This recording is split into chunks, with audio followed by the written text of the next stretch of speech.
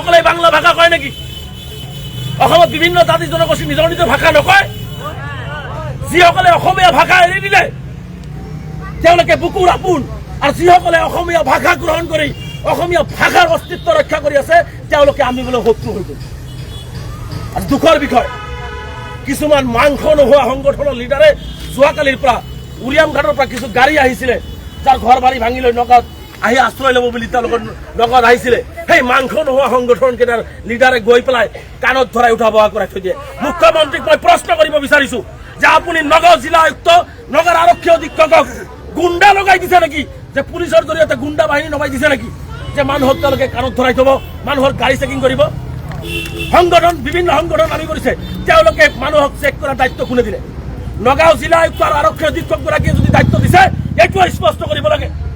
কালি মই উচ্চ আৰক্ষী বিষয়াসকলৰ লগত কথা পাতিছো, তেনেকুৱা কোনো কথা হ'ব নোৱাৰে। কিন্তু নগাঁও আৰু কলিয়াবৰত যোৱা ৰাতিৰ পৰা আজি ৰাতিপুৱালৈকে এই সাধাৰণ নিৰহী গৃহহীন মানুহবিলাকক অত্যাচাৰ কৰা হৈছে। যদি নগাঁও আৰক্ষীয়ে যদি এই মানুহখিনিৰ লগত যি অন্যায় হৈ আছে, যদি নগাঁও আৰক্ষীয়ে এইটো বন্ধ নকৰে, নগাঁও জিলাও কিন্তু স্তব্ধ হৈ যাব। স্পষ্টকে কৈ দিছো। আমি সংঘাত বিচৰা নাই, আমি সদায় সমন্বয় সৃষ্টি কৰি আমি আগুৱাই যোৱাটো বিচাৰিছো।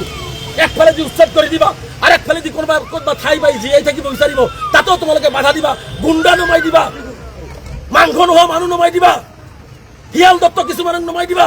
মানি ল'ম নেকি আমি? মানি ল'ম।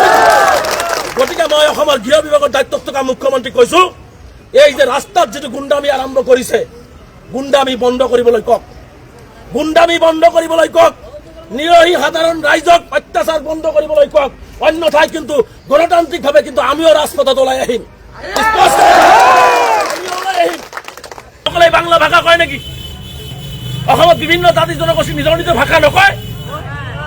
যিসকলে অসমীয়া ভাষা এৰি দিলে তেওঁলোকে বুকুৰ আপোন, আৰু যিসকলে অসমীয়া ভাষা গ্ৰহণ কৰি অসমীয়া ভাষাৰ অস্তিত্ব ৰক্ষা কৰি আছে তেওঁলোকে আমি বোলে শত্ৰু হৈ গ'ল। আৰু দুখৰ বিষয়, কিছুমান মাংস নোহোৱা সংগঠনৰ লিডাৰে যোৱাকালিৰ পৰা উৰিয়াম ঘাটৰ পৰা কিছু গাড়ী আহিছিলে, যাৰ ঘৰ বাৰী ভাঙি লৈ নগাঁৱত আহি আশ্ৰয় ল'ব বুলি তেওঁলোকৰ লগত আহিছিলে। সেই মাংস নোহোৱা সংগঠন কেইটাৰ লিডাৰে গৈ পেলাই কাণত ধৰাই উঠা বহা কৰাই থৈ দিয়ে। মুখ্যমন্ত্ৰীক মই প্ৰশ্ন কৰিব বিচাৰিছো যে আপুনি নগাঁও জিলা আয়ুক্ত, নগাঁৱৰ আৰক্ষী অধীক্ষকক গুণ্ডা লগাই দিছে নেকি? যে পুলিচৰ জৰিয়তে গুণ্ডা বাহিনী লগাই দিছে নেকি? যে মানুহক তেওঁলোকে কাণত ধৰাই থব, মানুহৰ গাড়ী চেকিং কৰিব।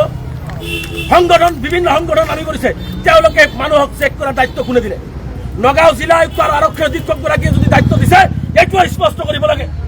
কালি মই উচ্চ আৰক্ষী বিষয়াসকলৰ লগত কথা পাতিছো, তেনেকুৱা কোনো কথা হ'ব নোৱাৰে। কিন্তু নগাঁও আৰু কলিয়াবৰত যোৱা ৰাতিৰ পৰা আজি ৰাতিপুৱালৈকে এই সাধাৰণ নিৰহী গৃহহীন মানুহবিলাকক অত্যাচাৰ কৰা হৈছে। যদি নগাঁও আৰক্ষীয়ে যদি এই মানুহখিনিৰ লগত যি অন্যায় হৈ আছে, যদি নগাঁও আৰক্ষীয়ে এইটো বন্ধ নকৰে, নগাঁও জিলাও কিন্তু স্তব্ধ হৈ যাব। স্পষ্টকে কৈ দিছো। আমি সংঘাত বিচৰা নাই, আমি সদায় সমন্বয় সৃষ্টি কৰি আমি আগুৱাই যোৱাটো বিচাৰিছো। একফালে দি উচ্ছেদ কৰি দিবা আৰু একফালে দি কোনোবা ঠাই পাই জীয়াই থাকিব বিচাৰিব, তাতেও তোমালোকে বাধা দিবা, গুণ্ডা নমাই দিবা, মাংস নোহোৱা মানুহ নমাই দিবা, শিয়াল দত্ত কিছুমানক নমাই দিবা। মানি ল'ম নেকি আমি? মানি ল'ম। গতিকে মই অসমৰ গৃহ বিভাগৰ দায়িত্বত থকা মুখ্যমন্ত্ৰীক কৈছো, এই যে ৰাস্তাত যিটো গুণ্ডামি আৰম্ভ কৰিছে, গুণ্ডামি বন্ধ কৰিবলৈ কওক।